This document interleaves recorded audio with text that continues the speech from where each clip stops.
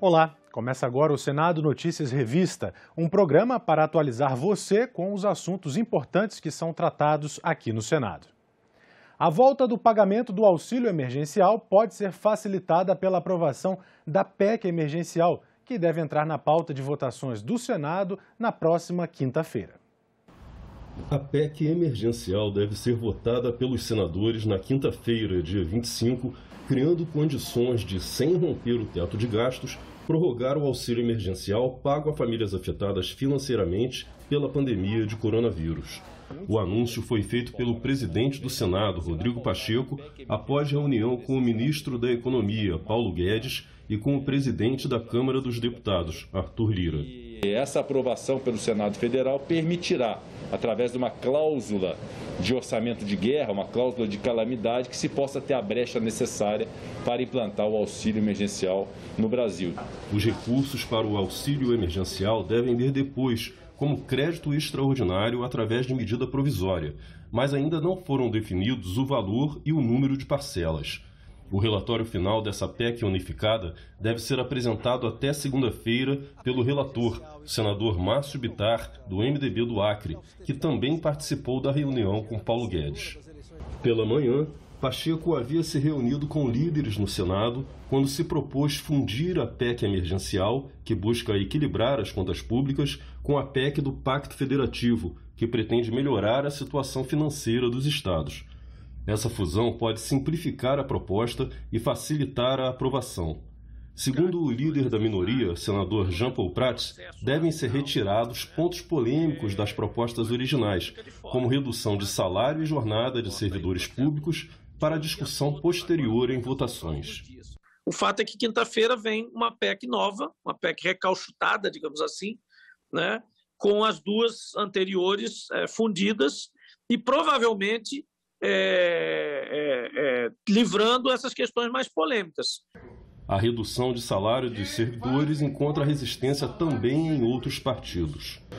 Nós não vamos aceitar esta satanização de servidores públicos para dizer o culpado de todas as deficiências de recursos do país não são governos, não é a corrupção, não é o maior mau uso dos recursos públicos, é o servidor público. Isso é um absurdo. Os presidentes do Senado e da Câmara dos Deputados encontraram-se com o presidente do Supremo Tribunal Federal, Luiz Fux. Foi uma visita de cortesia, onde reafirmaram a harmonia entre os poderes. Foi o primeiro encontro entre os presidentes do Senado e da Câmara com o presidente do Supremo Tribunal Federal, Luiz Fux, desde o início dos trabalhos legislativos no começo de fevereiro. Reafirmamos o papel institucional e constitucional de cada um dos poderes. A receita dessa boa convivência será o cumprimento do papel de cada poder, observando sua competência, observando suas atribuições constitucionais. A democracia do Brasil está firme e forte. E o ambiente é um ambiente de paz e de busca de consenso. A independência dos poderes preconiza isso.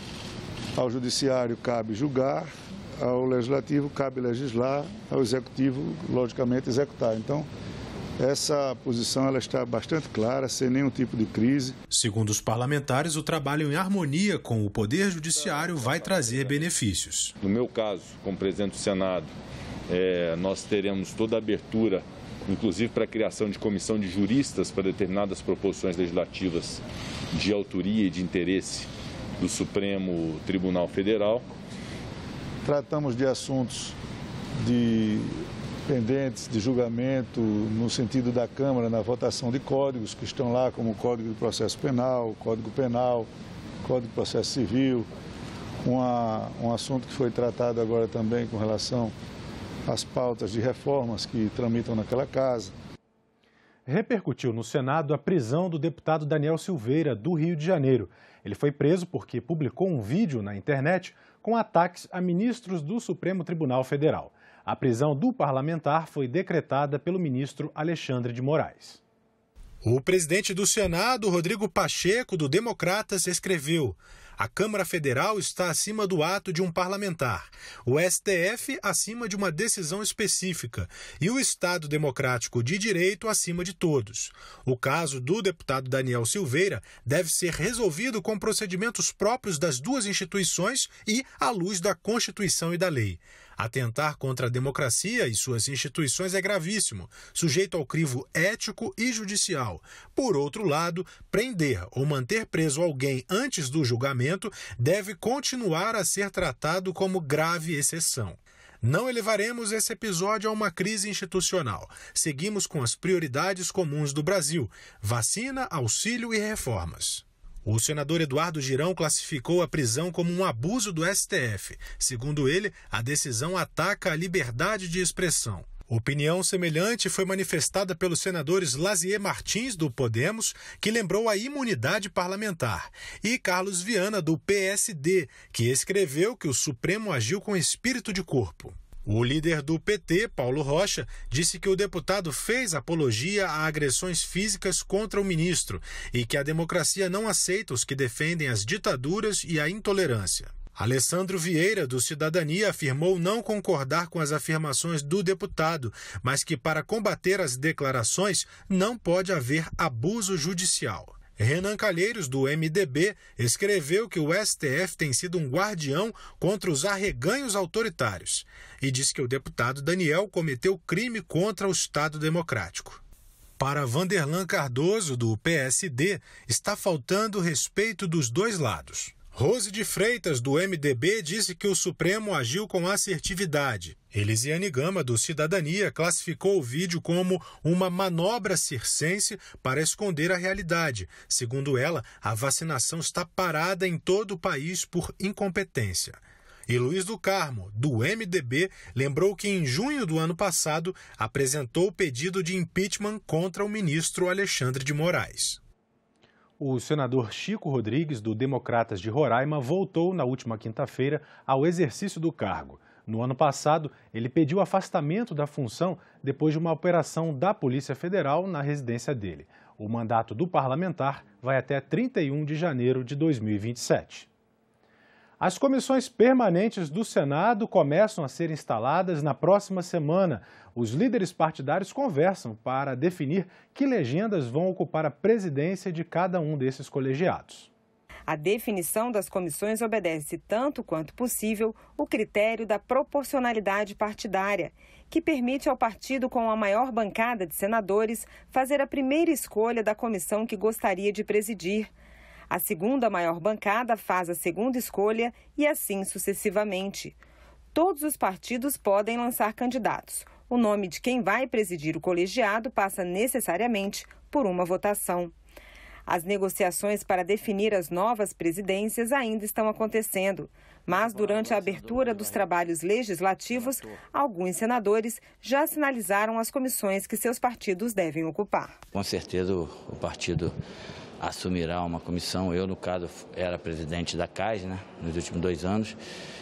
A princípio, eu acredito que a própria CAS possa continuar com o Podemos, mas ainda não tem nada definido até esse momento. O senador Jacques Wagner vai ser presidente da Comissão de Meio Ambiente.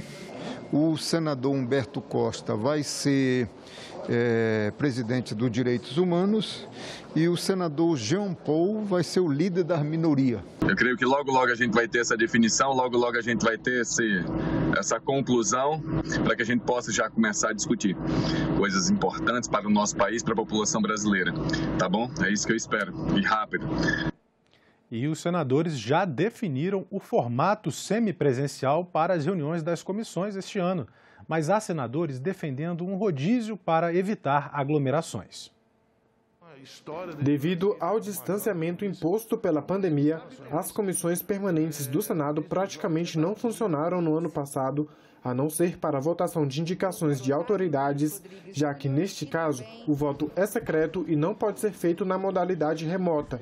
Eleito em fevereiro para a presidência do Senado, o senador Rodrigo Pacheco, após ouvir os líderes, autorizou o funcionamento das comissões para, inclusive, a votação de projetos e audiências públicas na modalidade semipresencial. É uma forma híbrida de funcionamento para poder voltarmos aos poucos ao funcionamento do Senado Federal, com todos os critérios e todas as cautelas sanitárias recomendadas pelos especialistas para poder preservar a saúde de todos, tanto senadores quanto funcionários e colaboradores dos mandatos que deverão participar dessa rotina. Diante dessa possibilidade, a recomendação é para que os senadores com mais de 60 anos e que tenham comorbidades permaneçam em suas residências ou locais de trabalho em seus estados e continuem participando das reuniões de maneira remota, através do aplicativo Zoom.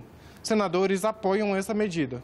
Há uma consciência, diria, coletiva dentre os senadores, considerando que ainda falta um programa mais ousado do que se refere à vacinação. Então, em decorrência disso, cremos que deva funcionar as comissões dentro do sistema semipresencial.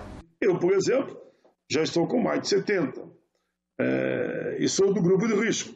Vou continuar trabalhando à distância, participando de todas as reuniões e votações de forma online e segura. Eu acho que um sistema misto tem tudo para dar certo. Que aqueles que estão em condição estarão no plenário, os outros vão trabalhar como estão trabalhando até o momento. O senador Paulo Paim lembra que as comissões não vão poder funcionar todas ao mesmo tempo. As comissões deveriam funcionar de forma alternada, de que a metade delas funcione na expectativa de que nesse rodízio a outra metade funcione, então, a outra metade do número de comissões, né? Se são, por exemplo, 10 comissões, 5 funcionam numa semana, 5 noutra, aí não acumula de forma tal que se dê cobertura de todas as comissões de segunda a sexta. Se todos forem vacinados até o fim do ano, claro que a partir do ano que vem, então, sendo, digamos, otimista em parte, que a partir do ano que vem a gente possa voltar a todos com o trabalho presencial, a não ser com raras exceções, né? Raras exceções quando se entenda que pode ser virtual. Eu defendo que o sistema à distância ele pode ter vindo para ficar, desde que seja parcial, desde que seja semipresencial.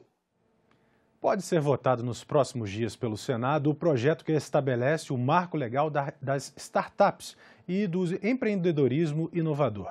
A matéria é uma das prioridades do governo federal para este ano. A intenção é incentivar as empresas de inovação no país.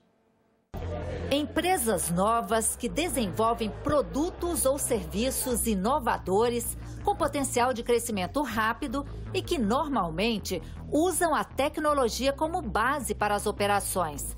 A cada ano, as startups vão ganhando espaço na economia.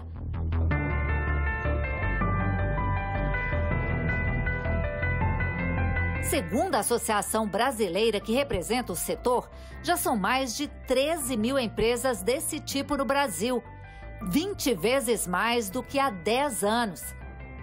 O projeto, que aguarda votação no Senado, define regras para simplificar a criação dessas empresas e estimular investimentos. Pelo texto já aprovado pela Câmara, podem ser consideradas startups empresas ou sociedades cooperativas que atuam na inovação aplicada a produtos, serviços ou modelos de negócios.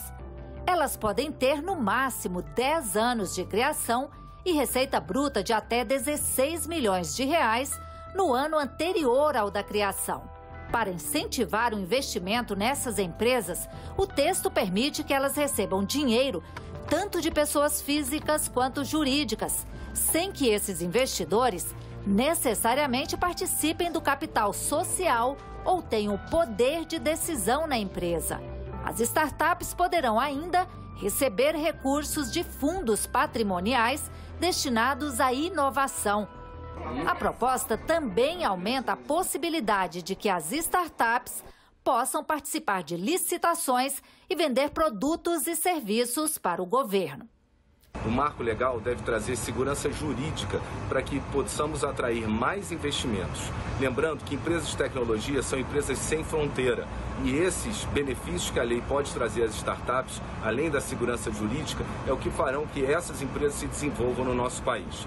A Associação Brasileira de Startups, que reúne mais de 5.000 associados no Brasil, defende mudanças no texto e fez sugestões ao relator, senador Carlos Portinho. A primeira é a não consideração de stock option como remuneração. A segunda, equiparação tributária do investimento em startups. A terceira, enquadramento de startups constituídas como SA no Simples Nacional. E quarto, possibilidade de uso de livros digitais e dispensa de publicação, independente do número de acionistas das startups. Além das sugestões da Associação Brasileira de Startups, o relator senador Carlos Portinho fez uma consulta pública e recebeu outras contribuições de representantes da sociedade. Ele disse que vai analisar todas as sugestões e apresentar o parecer dele sobre o projeto no dia 24 de fevereiro, próxima quarta-feira. Lembrando que se o texto for aprovado com alterações no Senado, ele terá que retornar para a Câmara. O presidente do Senado, Rodrigo Pacheco, quer estabelecer um procedimento com a Câmara dos Deputados para que as medidas provisórias cheguem aqui ao Senado com maior prazo antes de perder a validade. Aceitar a emenda destacada por Vossa Excelência importaria em invadir o mérito da matéria e essa medida provisória fatalmente teria que voltar à Câmara dos Deputados e não haveria tempo suficiente para que nós pudéssemos ter a aprovação dela e a sua sanção, ou seja, caducaria. Essa é uma cena comum no Senado Federal.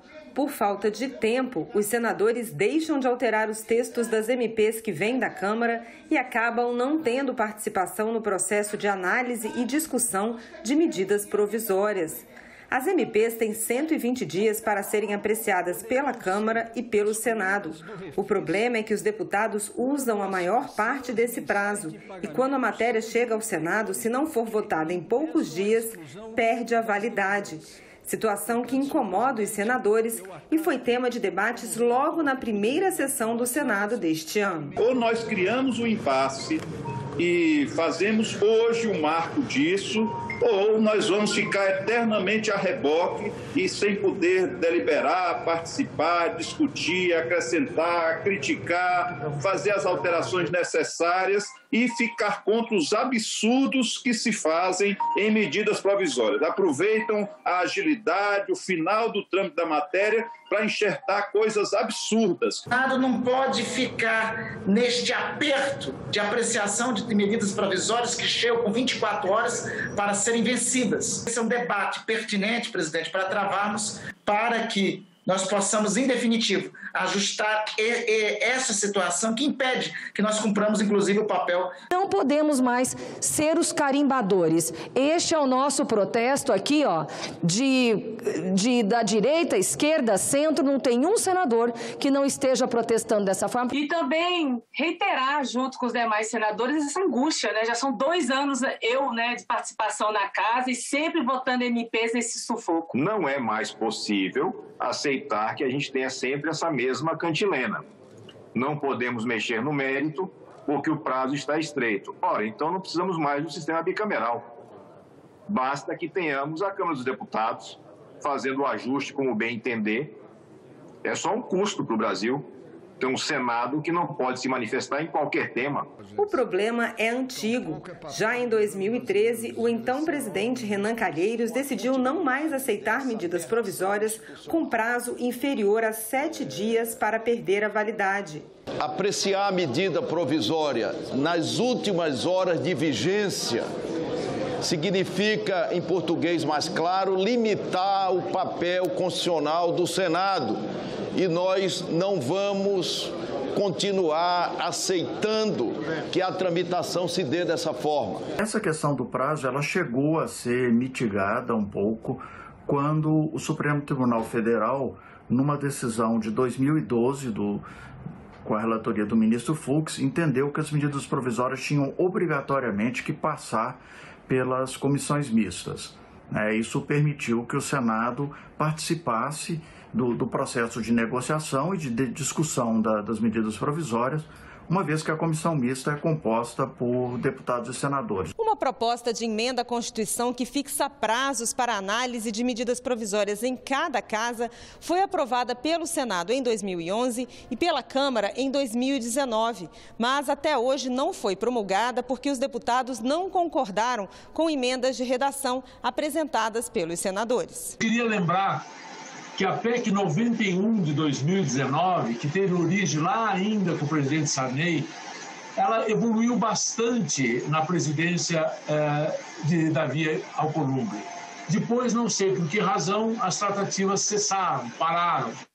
Talvez pela pandemia, talvez por outros assuntos que atropelaram e realmente criaram essa dificuldade.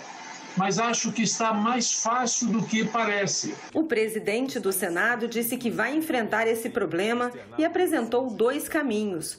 O primeiro seria um entendimento com o presidente da Câmara para que as MPs cheguem com mais antecedência. Outra possibilidade seria a aprovação da PEC que determina prazos de análise para cada casa. O terceiro caminho, que seria o mais desagradável, seria, se nenhum caminho for tomado dos 2 primeiros, infelizmente, deixar de apreciar a medida provisória e deixar caducar, e aí vai ser algo pedagógico para que a gente consiga, então, o primeiro ou o segundo caminho concretizado. Em poucos dias, mais precisamente em 26 de fevereiro, a chegada do coronavírus no Brasil vai completar 1 ano. O Senado e o Congresso, como um todo, contabilizam os resultados das ações que foram tomadas aqui para conter a pandemia. No final de fevereiro de 2020, o primeiro infectado desembarcou de um voo vindo da Europa. O coronavírus começava a se espalhar pelo Brasil. Em 11 de março, a epidemia virou pandemia, uma ameaça em escala mundial. Diante do desconhecido, era necessário adotar de pronto uma série de providências, até mesmo mudanças na legislação. Uma semana depois, um decreto emergencial reconhecia o estado de calamidade pública, fundamental para disponibilizar os recursos financeiros num cenário em que o teto de gastos e as despesas urgentes não combinavam. Tudo começou e nós não sabíamos fazer nada, nem os médicos, nem o próprio parlamento, nem o próprio governo, nem os próprios prefeitos. Foi um Deus nos acuda. Mas certo é que, de pronto, o governo tomou as iniciativas e o Congresso foi assim diligente e aprovou rapidamente todos os projetos de interesse do povo brasileiro para o enfrentamento da doença. E neste ano todo, muita coisa foi feita. O Senado não podia parar. Protocolos de higiene foram imediatamente adotados. Em apenas uma semana, o Prodazem garantiu a continuidade das sessões em sistema remoto, via internet.